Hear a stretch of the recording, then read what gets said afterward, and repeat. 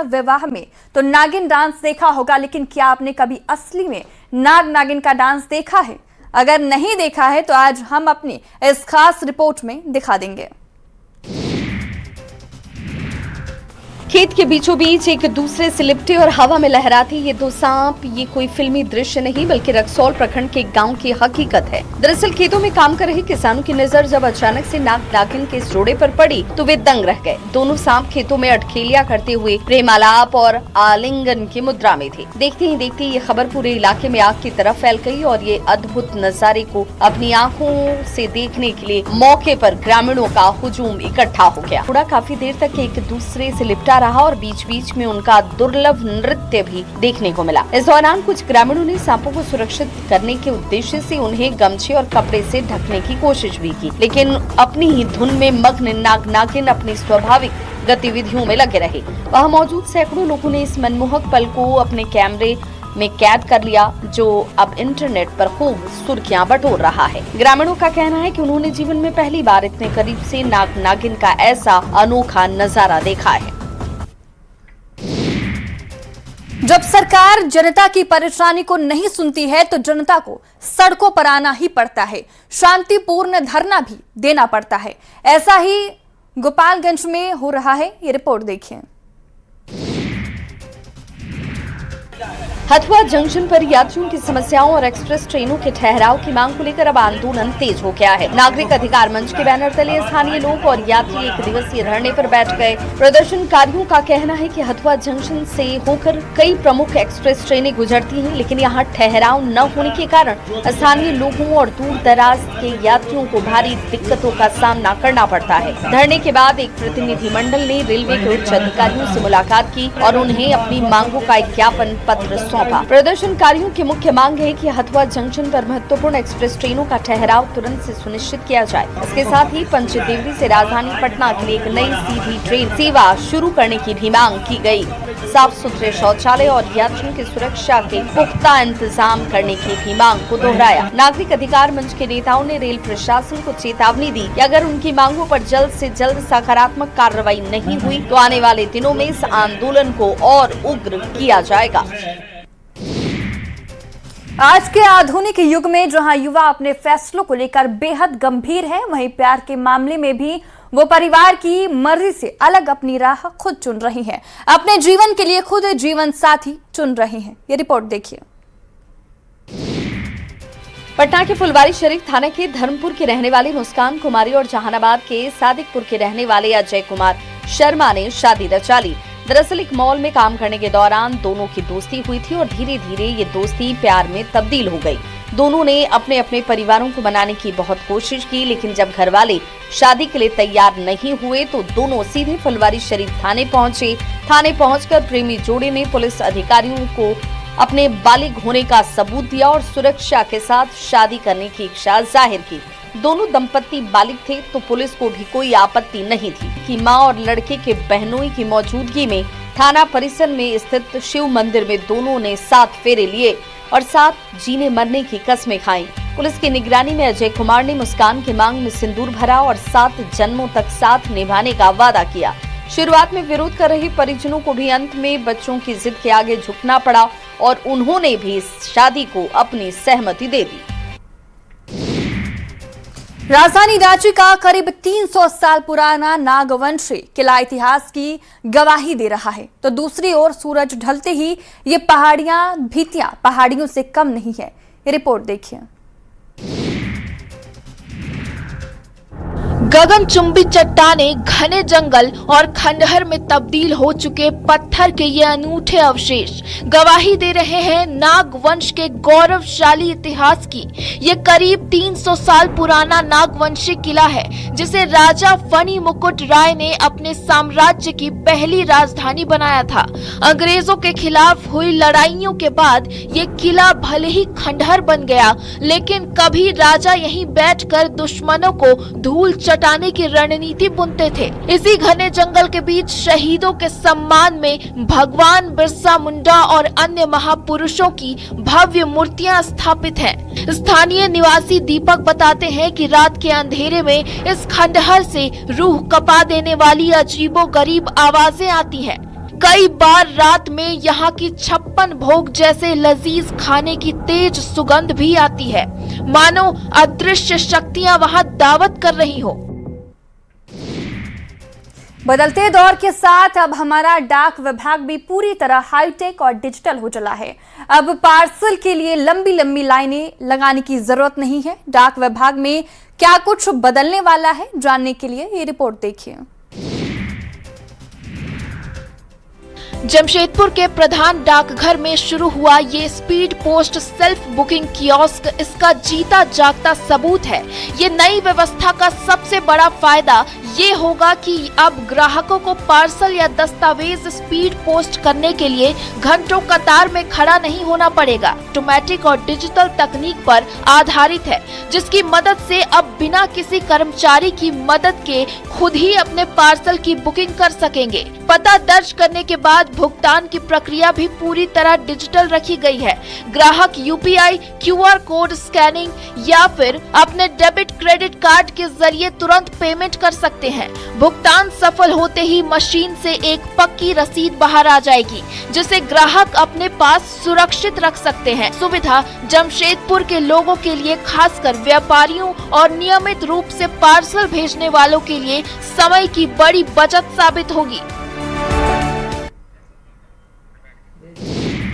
अक्सर आपने कार या मोबाइल चोरी होते सुना होगा, लेकिन आपने कभी बिजली के ट्रांसफार्मर की चोरी सुनी है? गया जी में कुछ चोर ऐसे भी हैं जो ट्रांसफार्मर चोरी कर रहे हैं। ये रिपोर्ट देखिए। गया जिले में चोरों ने किसानों के खेतों में लगे 1-2 नहीं बल्कि 5 बिजली ट्रांसफार्मरों पर हाथ साफ कर दिया। ट्रांसफार्मर चोरी होने से सैकड़ों किसानों की सिंचाई ठप हो गई। किसान अब अपनी धान की नर्सरी बचाने की गुहार लगा रहे हैं। उनका कहना है कि यदि अगले 24 घंटे के भीतर नए ट्रांसफार्मर नहीं लगाए गए तो धान का बीज पूरी तरह बर्बाद हो जाएगा। घटना गया जिले के पंचानपुर थाना के सेवाशीन गाँव की है, जहाँ देर रात चोरों ने खेतों में लगे 5 छोटे बड़े ट्रांसफार्मरों को निशाना बनाया। ट्रांसफार्मरों को उतारकर उसमें मौजूद तांबा और अन्य कीमती सामान निकाल लिया गया और बाकी सामान मौके पर ही छोड़ करके चोर फरार हो गए। बिजली विभाग के अनुसार चोरों ने कुल 5 ट्रांसफार्मर को निशाना बनाया। चोरी की इस वारदात से किसानों में भारी आक्रोश है। सूचना मिलने के बाद बिजली विभाग के कर्मी मौके पर पहुंचे और जांच शुरू कर दी। शुरुआती अनुमान के मुताबिक चोरी हुए ट्रांसफार्मरों की कीमत करीब 8 से 10 लाख रुपए बताई जा रही है। अब किसानों की निगाहें बिजली विभाग और प्रशासन पर टिकी है। बिजली आपूर्ति बंद होने से खेतों की सिंचाई पूरी तरह रुक गई है, जिससे किसानों की चिंता और बढ़ गई है। एशिया की सबसे प्रतिष्ठित फुटबॉल टूर्नामेंट डूरंड कप मुकाबलों की मेजबानी झारखंड करने वाला है, लेकिन क्या वो इसके लिए तैयार है? हम इसीलिए कह रहे हैं क्योंकि जो तस्वीरें रांची से आई हैं वो इसी तरफ इशारा कर रही है। ये रिपोर्ट देखिए। रांची का मोरहाबादी के बिरसा मुंडा फुटबॉल स्टेडियम में जल्दी एशिया के सबसे प्रतिष्ठित फुटबॉल टूर्नामेंट डूरंड कप के ग्रुप सी के मुकाबले खेले जाने हैं।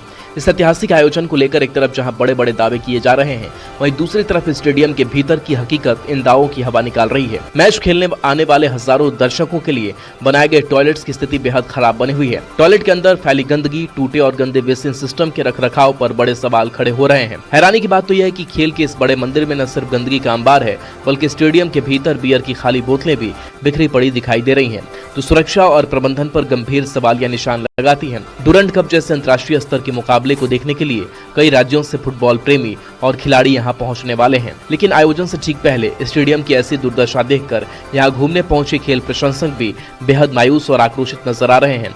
खेल प्रेमियों का कहना है कि अगर वक्त रहते इस गंदगी और बदहाली को दूर नहीं किया गया तो राष्ट्रीय पटल पर सूबे की भारी किरकिरी हो सकती है। जो आज तक घने जंगलों और वन्य जीवों की सुरक्षा का जिम्मा उठाते थे, वो आज खुद सड़क पर आने वाली हैं, क्योंकि अगर किसी को अपने किए हुए कामों का वेतन नहीं मिलेगा तो घर कैसे चलाएगा? ये रिपोर्ट देखिए।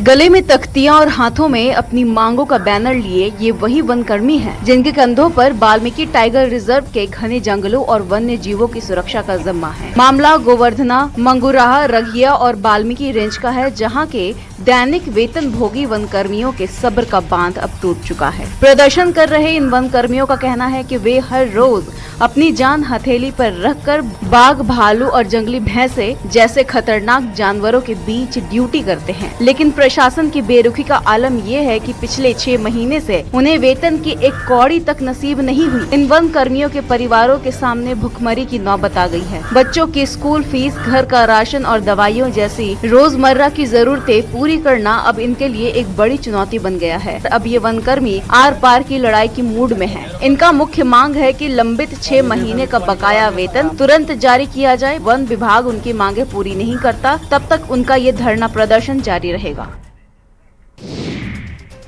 सिवान में इन दिनों हर कोई धार्मिक माहौल में रमा हुआ है। हर कोई बजरंग बली की भक्ति में लीन है। इसके अलावा लोग मेले का आनंद भी ले रहे हैं। ये रिपोर्ट देखिए। जय श्री राम और पवन पुत्र हनुमान के जयकारों से गूंजता ये नजारा सिवान के शूरवीर गांव का है। इस गांव के इतिहास में आज तक कोई भी भव्य मंदिर नहीं था। पूजा अर्चना के लिए ग्रामीणों को दूसरे गांव का रुख करना पड़ता था, लेकिन ग्रामीणों ने अपनी इसी कमी को दूर करने का संकल्प लिया। आसपास के गांव के लोगों के साथ मिलकर के आपसी चंदे से एक भव्य पंचमुखी हनुमान मंदिर का निर्माण कराया गया। अब इसी नव निर्मित मंदिर में भगवान की प्राण प्रतिष्ठा को लेकर के 4 जुलाई से 8 जुलाई तक 5 दिवसीय पंचमुखी हनुमत अंचल प्राण प्रतिष्ठात्मक महायज्ञ का भव्य आयोजन किया जा रहा है। सुबह से लेकर शाम तक मंदिर में पूजा अर्चना और वैदिक अनुष्ठानों का दौर चल रहा है, जिसमें हिस्सा लेने के लिए कई गांवों के श्रद्धालु लगातार पहुंच रहे हैं। वहीं शाम होते ही बनारस से आए प्रसिद्ध कथावाचक संदीपाचार्य अपनी मधुर वाणी से श्री राम कथा की अमृत वर्षा कर रहे हैं। महायज्ञ के दौरान हर दिन हवन पूजन, धार्मिक प्रवचन और रात में भव्य सांस्कृतिक और भक्ति कार्यक्रम आयोजित किए जा रहे हैं। यज्ञ स्थल पर लगे मेले का आनंद भी लोग जमकर उठा रहे हैं। जमाना कितना भी रोक ले, लेकिन अगर हौसले बुलंद है, इरादे मजबूत हैं, तो कोई भी रास्ता कठिन नहीं होता। हर मुश्किल आसान हो जाती है। ये रिपोर्ट देखिए। कहते हैं कि अगर इरादे मजबूत हों तो कोई भी रुकावट आपका रास्ता नहीं रोक सकती। मुजफ्फरपुर की सोनी गुप्ता ने इसे सच कर दिखाया है। वुमेन ब्यूटी कॉन्टेस्ट में करीब 85 महिलाओं को पीछे छोड़कर उन्होंने मिसेज बिहार का ताज अपने नाम कर लिया। सोनी के पति पेशे से डॉक्टर हैं और शुरुआत में उनके परिवार में कोई भी उन्हें मॉडलिंग की दुनिया में भेजने के पक्ष में नहीं था, और आज उनकी इस कामयाबी पर हर कोई उन्हें बधाई दे रहा है। मिसेज बिहार बनने के बाद सोनी गुप्ता न्यूज 18 के दफ्तर पहुंची, जहां उन्होंने अपने भविष्य के बारे में खुलकर बात की। सोनी का अगला सपना अब मिसेज इंडिया बनना है। करियर पर बात करते हुए उन्होंने इच्छा जताई है कि अगर हिंदी सिनेमा में उन्हें अच्छे और दमदार किरदार मिलते हैं तो वो एक्टिंग की लाइन में जरूर कदम रखेंगी। उन्होंने साफ शब्दों में कहा कि वो भोजपुरी इंडस्ट्री में कभी कदम नहीं रखेंगी।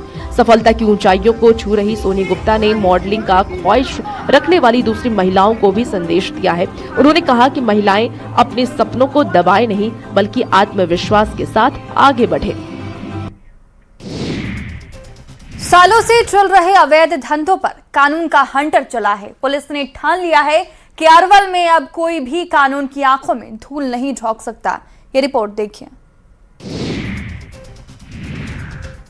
अरवल जिला मुख्यालय का जनकपुर धाम इलाके में सालों से संचालित हो रहे अवैध देह व्यापार के काले कारोबार पर पुलिस ने तगड़ा शिकंजा कसा है। पुलिस को गुप्त सूचना मिली थी कि इस इलाके में बड़े पैमाने पर अनैतिक काम हो रहा है। सूचना मिलते ही जब पुलिस की टीम ने अचानक छापेमारी की तो वहां भगदड़ मच गई। इस बड़ी कार्रवाई में पुलिस ने मौके से कुल 14 लोगों को हिरासत में लिया है, जिसमें धंधा चलाने वाली महिला संचालिकाएं, एक पुरुष और कई युवतियां शामिल है। पुलिस ने इस छापेमारी में कुल 8 नाबालिग लड़कियों को बरामद किया। इन नाबालिग लड़कियों को बहला फुसलाकर या मजबूर करके यहाँ जबरन देह व्यापार के दलबल में धकेला गया था। पुलिस ने सभी रेस्क्यू की गई नाबालिगों को सुरक्षित संरक्षण में ले लिया है और सदर अस्पताल में उनका मेडिकल प्रशिक्षण कराया गया। छापेमारी के दौरान कई कमरों से भारी मात्रा में आपत्तिजनक सामग्री भी बरामद की गई है। मामले की गंभीरता को देखते हुए पुलिस अब इस पूरे नेटवर्क की तलाश में जुट गई है। साइबर डीएसपी का कहना है कि गिरफ्तार की गई महिला संचालिकाओं के खिलाफ गंभीर धाराओं में प्राथमिकी दर्ज कर ली गई है और उन्हें न्यायिक हिरासत में जेल भेजने की प्रक्रिया शुरू कर दी गई है।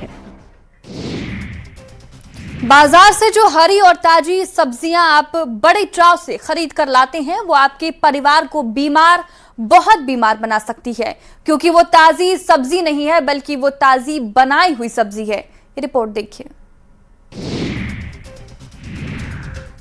जमुई जिले के खैरा थाना क्षेत्र के मांगो बदर इलाके में एक सब्जी दुकानदार का वीडियो सोशल मीडिया पर तेजी से वायरल हो रहा है। इस वायरल वीडियो में दुकानदार सरेआम बाल्टी में घुले आर्टिफिशियल कलर यानी केमिकल वाले रंग में सब्जियों को डुबोकर रंगता हुआ नजर आ रहा है। रंगने के बाद इन बासी और बेजान सब्जियों को बिल्कुल ताजा बताकर ऊंची कीमतों पर बेचा जा रहा है। बताया जा रहा है कि वहां पहुंचे एक युवक ने इस पूरी करतूत का चुपके से वीडियो बना लिया और उसे इंटरनेट पर डाल दिया। इससे पहले भी झाझा इलाके से सब्जियों में केमिकल मिलाकर बेचने का वीडियो सामने आ चुका है। सब्जियों को जबरन हरा दिखाने के इस जानलेवा खेल पर डॉक्टरों के मुताबिक इन केमिकल युक्त सब्जियों का लगातार सेवन शरीर के लिए बेहद खतरनाक है। इससे लीवर और किडनी खराब होने का सबसे बड़ा खतरा रहता है। डॉक्टरों का ये कहना है कि इन रंगों में सुडान डाई जैसा खतरनाक केमिकल इस्तेमाल किया जाता है, जिससे लंबे समय तक सेवन से कैंसर जैसी जानलेवा बीमारी होने की संभावना कई गुना बढ़ जाती है। लोगों ने जिला प्रशासन से मामले की जांच कर दोषी दुकानदारों के खिलाफ सख्त से सख्त कार्रवाई करने की मांग की है।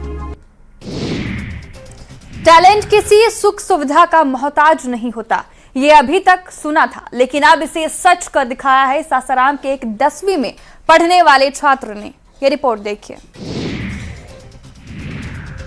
रोहतास के पतपुरा गांव के रहने वाले हाई स्कूल के छात्र सनीश कुमार ने महज 2 से ढाई महीने की कड़ी मेहनत के बाद एक शानदार मिनी ट्रैक्टर तैयार किया है। सबसे बड़ी बात यह है कि यह ट्रैक्टर पूरी तरह से बैटरी से चलती है और यह एक बार फुल चार्ज होने पर करीब 50 किलोमीटर तक का सफर तय करता है। हैरत की बात तो यह है कि सनीश ने इस मिनी ट्रैक्टर की बैटरी भी खुद अपने हाथों से बनाई है। जब सनीश इस मिनी ट्रैक्टर को लेकर गाँव की सड़कों पर निकलते हैं तो देखने वालों का तांता लग जाता है। इस छोटे से ट्रैक्टर में बड़े ट्रैक्टरों की तरह ही self starting system, accelerator, brake और हॉर्न जैसी तमाम चीजें बिल्कुल सही तरीके से काम करती हैं। सनीश के पिता पेशे से किसान हैं और अपने बेटे के इस अनोखे आविष्कार से बेहद खुश हैं। इससे खेती के छोटे मोटे काम बेहद आसान हो गए हैं। बता दें कि सनीश का यह हुनर नया नहीं है। इससे पहले भी वे इलेक्ट्रिक बाइक और मिनी कार बनाकर लोगों को चौंका चुके हैं। अब सनीश को तलाश है तो बस किसी स्पॉन्सर या सरकारी मदद की, ताकि वो अपने इस प्रोजेक्ट को और बड़े पैमाने पर ले जा सके। बेटे की इस ऐतिहासिक कामयाबी से उनके माता पिता और स्कूल के शिक्षक बेहद गदगद हैं और उन्हें आगे बढ़ने के लिए हर मुमकिन मदद का भरोसा दे रहे हैं। कहते हैं कि सियासतदानों के काफिले अक्सर वीआईपी कल्चर को की धौंस दिखाते हुए निकल जाते हैं, लेकिन इस सोच को भ्रम साबित किया है नालंदा के सांसद कौशलेंद्र कुमार ने। ये रिपोर्ट देखिए। नालंदा के सांसद कौशलेंद्र कुमार ने जो किया उसने हर किसी का दिल जीत लिया। मामला रविवार का है, जब नूरसराय थाना क्षेत्र के खरजमा का रहने वाला 25 वर्षीय सूरज कुमार दीपनगर थाना क्षेत्र के गोला पर एक सड़क दुर्घटना में गंभीर रूप से घायल होकर तड़प रहा था। इस दौरान सांसद कौशलेंद्र कुमार एकंगर सराय में एक उद्घाटन समारोह से वापस लौट रहे थे। रास्ते में भारी भीड़ को देखकर उन्होंने तुरंत अपना काफिला रुकवा दिया। जब सांसद गाड़ी से नीचे उतरे तो स्थानीय लोगों ने उन्हें बताया कि वे काफी देर से 102 एम्बुलेंस सेवा को फोन कर रहे हैं, लेकिन कोई रिस्पॉन्स नहीं मिल रहा। युवक की हालत लगातार बिगड़ती जा रही थी। ऐसे में सांसद कौशलेंद्र कुमार ने बिना एक पल गंवाए मानवता का परिचय दिया। उन्होंने अपनी ही गाड़ी में मौजूद एक सहयोगी को नीचे उतारा और घायल युवक सूरज को अपनी गाड़ी में बैठाकर तुरंत सदर अस्पताल के लिए रवाना हो गए। अस्पताल पहुंचते ही सांसद ने खुद एक्टिव होकर तुरंत नालंदा के डीएम और सिविल सर्जन को फोन लगाया और घायल युवक के समुचित और त्वरित इलाज के निर्देश दिए। सदर अस्पताल के डॉक्टरों ने युवक का प्राथमिक उपचार कर तुरंत पटना के पीएमसीएच रेफर कर दिया। सांसद के इस कदम की अब हर तरफ जमकर तारीफ हो रही है। उन्होंने समय रहते कीमती जान बचाने के लिए खुद पहल की। अगर आपको वादियों और झील का लुत्फ उठाना है तो आपको कश्मीर या केरल जाने की जरूरत नहीं है, क्योंकि रामगढ़ में अब आपको वो सब मिलेगा जिसे ढूंढने कश्मीर जाते हैं। ये रिपोर्ट देखिए। खूबसूरत वादियों और पानी के बीच तैरता हुआ आलीशान रेस्टोरेंट, यह नजारा अब जल्द ही आपको झारखंड के पतरातू लेक में देखने को मिलेगा। झारखंड पर्यटन विकास निगम यानी कि जेटीडीसी ने करोड़ों रुपए की लागत से 2 आधुनिक फ्लोटिंग रेस्टोरेंट का निर्माण कराया है। अब यहां आने वाले पर्यटक लेक के पानी में तैरते हुए न सिर्फ लजीज व्यंजनों का स्वाद चख सकेंगे, बल्कि पतरातू वैली और लेक की अद्भुत प्राकृतिक खूबसूरती का दीदार भी कर सकेंगे। इस तैरते हुए रेस्टोरेंट की खासियत यह है कि इसमें एक साथ 80 से ज्यादा लोग बैठकर लेक के बीचों बीच जा सकते हैं, जहां पर्यटकों को झारखंडी व्यंजनों के साथ साथ चाइनीज, सब कॉन्टिनेंटल और साउथ इंडियन डिशेज परोसी जाएंगी। इस फ्लोटिंग रेस्टोरेंट को मजबूत स्टील और फाइबर पॉन्टून के माध्यम से तैयार किया गया है। 115 हॉर्स पावर की क्षमता वाले दमदार मोटर से लैस इस रेस्टोरेंट को लोग बर्थडे पार्टी, एनिवर्सरी या छोटे पारिवारिक आयोजनों के लिए भी बुक करा सकेंगे। पूरे रेस्टोरेंट के चारों तरफ पारदर्शी कांच लगाए गए हैं ताकि अंदर बैठे लोग बाहर के खूबसूरत नजारों का पूरा लुत्फ उठा सकें। पर्यटकों को भी एक बिल्कुल नया और रोमांचक अनुभव मिलने वाला है।